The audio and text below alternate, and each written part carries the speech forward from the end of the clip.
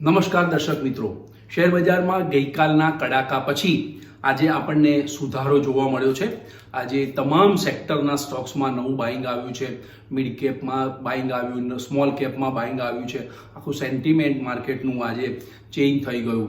સેન્સેક્સમાં 1089 પોઈન્ટનો ઉછાળો આવ્યો છે અને નિફ્ટીમાં 374 પોઈન્ટનો ઉછાળો જોવા મળ્યો છે. બેંક નિફ્ટી પણ 650 પોઈન્ટ જેટલી ઉછળીને આવી છે.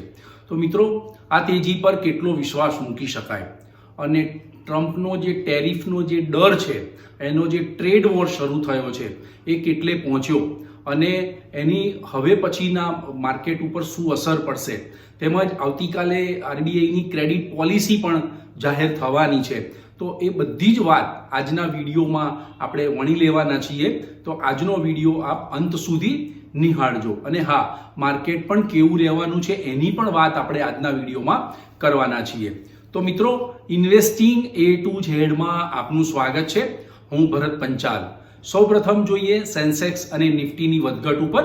તો મુંબઈ શેર બજારનો સેન્સેક્સ 74,013 ની ઊંચા મથાળે ગેપમાં ખુલ્યો. ગઈકાલે જેમ ગેપ અપ ઓપનિંગ હતું એમ આજે પણ ગેપ અપ ઓપનિંગ છે ઉપરમાં, એટલે 74,013 ખુલ્યો. શરૂમાં એ ઘટીને 73,424 થયો, ત્યાંથી પાછો ઝડપથી ઉછળી 74,859 થઈ અને 74,227.08 ઉપર બંધ રહ્યો છે, જે ગઈકાલના બંધની સામે 1,089 પોઈન્ટનો ઉછાળો જોવા મળે છે. ટકાવારીમાં 1.49% ઉછાળો આવ્યો છે. ગઈકાલે ટકાવારીમાં આપણે 2.95% ગાબડું જોયું હતું. આજે 50% રિકવરી માર્કેટમાં જોવા મળી છે. નેશનલ સ્ટોક એક્સચેન્જનો નિફ્ટી ઇન્ડેક્સ 22,446 ના ઊંચા મથાળે ખુલ્યો, ઘટીને 22,270 થયો, ત્યાંથી ઝડપથી ઉછળી 22,697 થઈ અને ટ્રેડિંગ સેશનને અંતે 22,535.85 ઉપર એ બંધ રહ્યો છે અને ગઈકાલના બંધની સામે 374.25નો ઉછાળો દર્શાવે છે. ટકાવારીમાં 1.69% ઉછાળો જોવા મળ્યો છે. બેંક નિફ્ટી પણ 650 પોઈન્ટ ઉછળીને 50,511 ઉપર બંધ રહી છે. એડવાન્સ ડેક્લાઇન રેશિયો પોઝિટિવ, 2,391 સ્ટોકના ભાવ વધ્યા છે, તેની સામે 499 સ્ટોક ઘટ્યા છે અને 67 સ્ટોક છે એ અનચેન્જ રહ્યા છે. 17 શેર છે એ 52 વીકની હાઈ ઉપર બંધ છે અને 22 સ્ટોક છે એ 52 વીકની લો નીચે બંધ છે. આજે 124 સ્ટોકમાં અપર સર્કિટ આવી અને 45 સ્ટોકમાં લોઅર સર્કિટ આવી. સૌથી વધુ ઉચકાયેલા શેર, ટોપ ગેઇનર અને ટોપ લૂઝર્સ પર નજર કરીએ તો આજે સૌથી વધુ ટોપ ગેઇનર્સ છે Jio finance, Shriram finance, BEL, Adani enterprise અને સિપ્લા. ટોપ લૂઝર્સમાં છે એકમાત્ર પાવર ગ્રીડ, એમાં જ પ્રોફિટ બુકિંગ જોવા મળ્યું હતું. મિત્રો, ગઈકાલે ડાઉ જોન્સ ઇન્ડેક્સ મોડી રાત્રે ખૂબ તૂટી ગયો હતો, પણ ત્યાંથી લગભગ ખાસી એવી રિકવરી જોવા મળી અને 350 પોઈન્ટ પ્લસ બંધ આવ્યો છે. યુએસનો ડાઉ જોન્સ ઇન્ડેક્સ આજે પણ આખો દિવસ એ લગભગ 800 પોઈન્ટ પ્લસમાં ટ્રેડ કરી રહ્યો છે. ફ્યુચર એનું ટ્રેડ કરી રહ્યું છે. આજે યુરોપિયન સ્ટોક માર્કેટ પણ 0.25% માંડીને 1.5% સુધી પ્લસમાં રહ્યા છે. આજે એશિયાના બજારોમાં જાપાન, હોંગકોંગ, કોરિયા, શાંઘાઈ, આ બધા સ્ટોક માર્કેટમાં સારી એવી રિકવરી જોવા મળી છે. એકમાત્ર સિંગાપોર, તાઇવાન અને થાઇલેન્ડના સ્ટોક માર્કેટ માઇનસમાં હતા. ત્યાં હજી થોડો ટ્રમ્પના ટેરિફનો ગભરાટ છે. પરંતુ મિત્રો, ટ્રમ્પના ટેરિફનો ગભરાટ છે જ, કારણ કે ગઈકાલે બજાર બહુ વધારે પડતું તૂટી ગયું હતું, પણ આજે ગ્લોબલ સંકેતો સારા હતા અને ભારતમાં Q4ના કંપનીઓના પરિણામો પણ આવવાના શરૂ થયા છે અને આરબીઆઈની ક્રેડિટ પોલિસી પણ માથા પર છે. એટલે આજે ઓલ સેક્ટરના સ્ટોક્સમાં આપણને નવું બાઇંગ જોવા મળ્યું છે. ઓલ સેક્ટર કહું છું એટલે તમામ સેક્ટરલ ઇન્ડેક્સ આજે પ્લસ હતા. આઈટી સેક્ટરમાં પણ આપણને આજે સારી એવી રિકવરી જોવા મળી છે.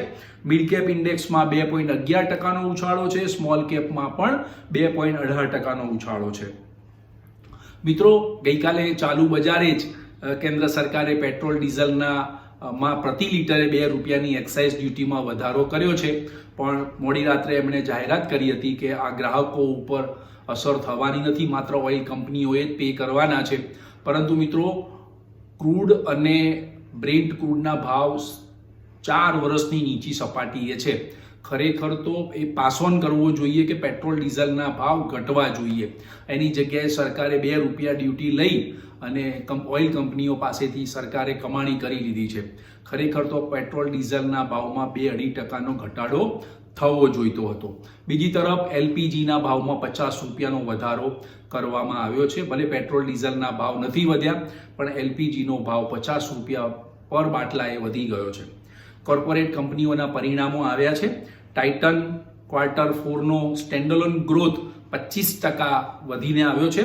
જ્વેલરી ઇન્ડસ્ટ્રીઝ છે એ પણ 24%નો ગ્રોથ છે અને એનો ગ્રોથ શેર પણ આ ગ્રોથ વધીને આવતા શેરના ભાવમાં 5%નો ઉછાળો જોવા મળ્યો છે. ટાઇટનના શેરમાં નવું બાઇંગ હતું. આઈઓસીએ ઓડિશા સરકાર સાથે કરાર કર્યા છે. ઓડિશામાં આઈઓસી છે પેટ્રોનેટ કેમિકલનું યુનિટ ડેવલપ કરવાની છે અને 61,077 કરોડ રૂપિયાનો ખર્ચ કરવાની છે. ઇન્ફો એજનું Q4નું બિલિંગ 19% વધીને 984 કરોડ છે. રિક્રુટમેન્ટ સોલ્યુશનની આવક પણ 18% વધી છે. રિયલ એસ્ટેટનો ગ્રોથ પણ 22% વધીને આવ્યો છે. ગુજરાત પીપાવાવનું કન્ટેનર વોલ્યુમ 8.5% ડાઉન છે. એક નેગેટિવ ન્યૂઝ આવ્યો. જીઓ ફાઇનાન્સ સર્વિસીસે સિક્યુરિટીને બદલે ડિજિટલ લોનની સર્વિસ એમણે શરૂ કરી છે. 10 મિનિટમાં જો તમે ડિપોઝિટ આપો, સિક્યોરિટી આપો સામે, તો તમને 1 કરોડ રૂપિયા સુધીની લોન માત્ર 10 મિનિટમાં આપશે એવી એમણે જાહેરાત કરી છે. એટલે જીઓ ફાઇનાન્સના શેરમાં આજે નવું બાઇંગ હતું અને આજે એ જીઓ ફાઇનાન્સ છે એ ટોપ ગેઇનર્સમાં હતો. મિત્રો, આ હતા કોર્પોરેટ ન્યૂઝ. હવે વાત કરીએ ટ્રમ્પના ટેરિફ વોરની. તો ટ્રમ્પે જે રીતે ટેરિફ લાદી દીધો છે, પરંતુ ચાઇનાએ પલટવાર કરીને વળતો હુમલો કરીને 34%નો ટેરિફ નાખી દીધો અમેરિકા ઉપર અને અમેરિકાના ટ્રમ્પે ચીનને ધમકી પણ આપી દીધી છે કે આ બરાબર નથી. જો તમે આ પાછો નહીં ખેંચો 34%નો ટેરિફ, તો અમે બીજો 50%નો ટેરિફ સામે લાદીશું. એટલે આ ટ્રેડ વોરની શરૂઆત થઈ ગઈ છે. અમેરિકા અને ચીન વચ્ચેના સંબંધો ટ્રેડને કારણે તંગ થયા છે. બીજી તરફ જોઈએ તો ચીને એમ પણ કહ્યું છે કે ટ્રેડ કરવા માટે સામસામે બેસીને વાતચીત કરવી વધારે યોગ્ય રહેશે. એટલે આ એક નવું ડેવલપમેન્ટ હતું એ જે મેં તમને જણાવ્યું છે.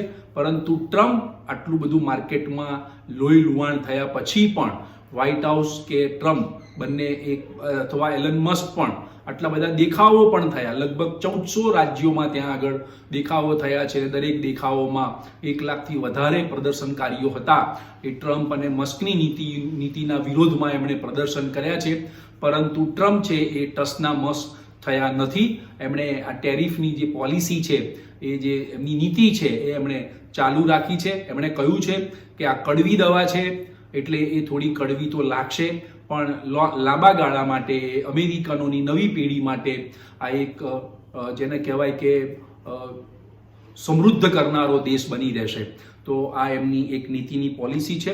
પરંતુ મિત્રો, વર્લ્ડના સ્ટોક માર્કેટમાં અને કોમોડિટી માર્કેટ હોય કે ફોરેક્સ માર્કેટ હોય, એમાં કેટલા બધા $11 ટ્રિલિયન કરોડનું નુકસાન થયું છે ઇન્વેસ્ટરોને, કંપનીઓને, ઉદ્યોગપતિઓને, અથવા ઉદ્યોગપતિઓના જે ટ્રમ્પના સમર્થક હતા એ ઉદ્યોગપતિઓ હાલ અત્યારે પસ્તાઈ રહ્યા છે કે હવે શું કરવું. કારણ કે આ આખી ટ્રમ્પે ઇમરજન્સી નાખી અને આ બધા ઓર્ડિનન્સ એમણે પાસ કરી દીધા છે.